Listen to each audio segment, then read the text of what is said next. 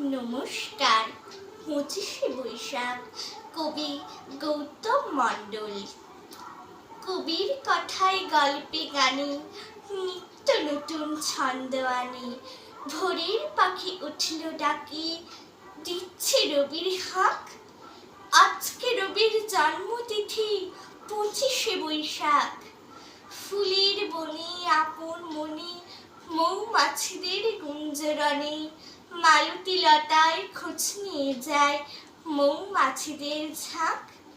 আজকে রবির জন্মতিথি 25শে বৈশাখ। ছোট্ট নদী কংসাবতী জলের ঢেউয়ে উঠছে মাটি। বালির চড়ায় থমকে দাঁড়ায় সেই নদীটার বাঁক। আজকে রবির জন্মতিথি 25শে বৈশাখ। পদ্ম দিঘির কালো জলে হাঁসের ছানা সাঁতরে চলে। মেঘ বলাকা উড়িয়ে পাখা করছে রবির হাঁক। আজকে রবির জন্মতিথি 25শে বৈশাখ। নমস্কার।